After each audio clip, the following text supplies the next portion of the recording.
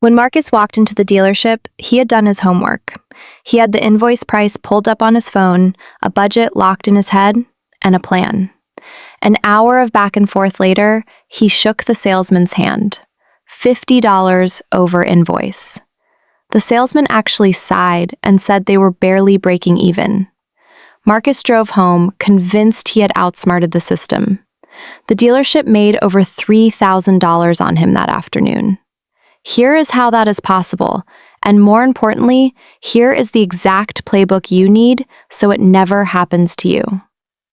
The invoice price is the number every consumer guide tells you to find before you walk in.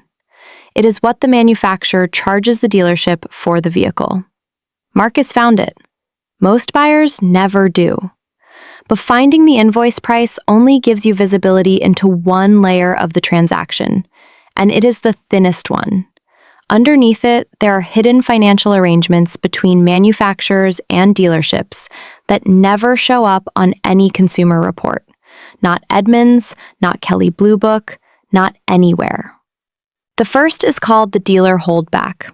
After a sale closes, the manufacturer quietly sends money back to the dealership, typically 2 to 3% of the sticker price. On a car with a $32,000 list price, that single payment can add $600 to nearly $1,000 in profit the buyer never sees.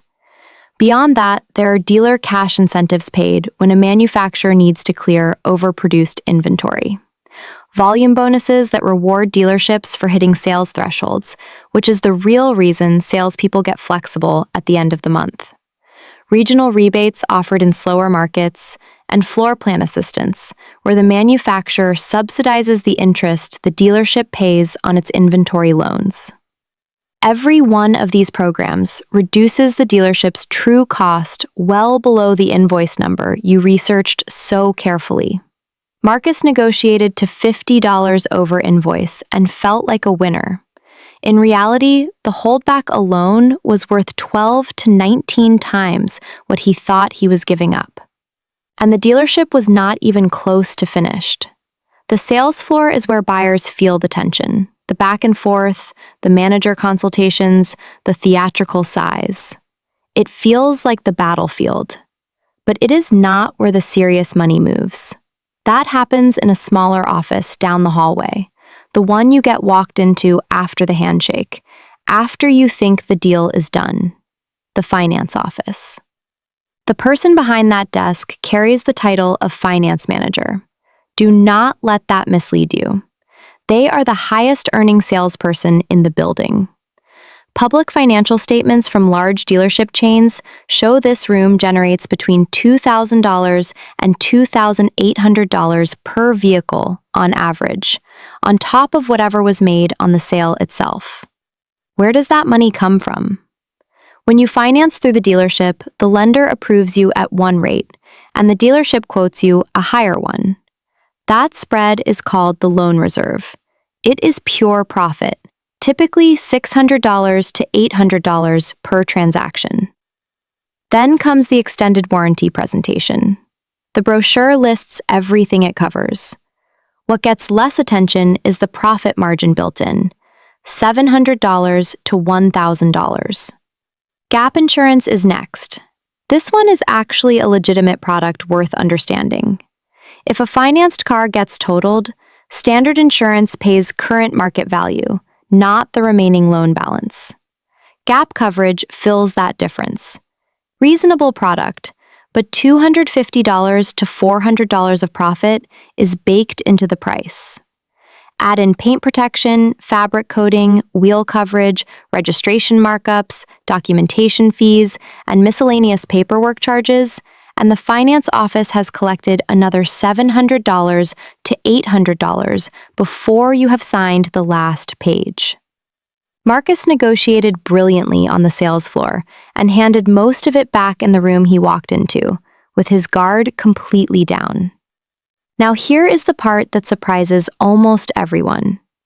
Marcus's neighbor Kevin heard about the car, went to the same dealership the following weekend, asked for the same model, and announced he was paying cash. He thought cash was leverage. The dealership heard something different. They heard that $2,000 to $2,800 in finance office profit had just walked out the door. So they held firmer on the sticker price, and Kevin paid $2,400 more than Marcus for the identical car. Cash is powerful in most transactions. At a dealership, financing is not a cost center. It is a profit center. Removing it does not simplify the deal. It eliminates their most valuable revenue stream, and they recover it through the purchase price. So what is the actual strategy? Walk in as a financing buyer. Do not mention cash. That classification gives you maximum negotiating flexibility on the front end because the dealership expects to recover margin in the finance office. At the paperwork stage, ask specifically whether there is a loan origination fee and confirm there is no prepayment penalty. These two details are everything. Negotiate the purchase price as hard as possible. Then, in the finance office, negotiate the add-ons. The extended warranty margin is real, and it is movable. So is the gap insurance price.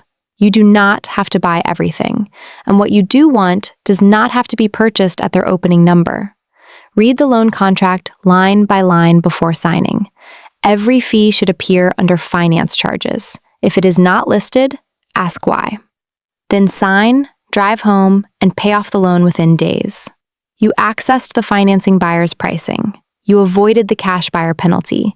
You paid almost no interest because the loan barely existed long enough to accumulate any. The whole strategy depends on no origination fee and no prepayment penalty. Confirm both before you commit. The dealership is not your opponent, but it is a system designed with layers most buyers never see. Now you see all of them. If this kind of breakdown is useful to you, subscribe to Mary Explains Money. This is exactly what we do here.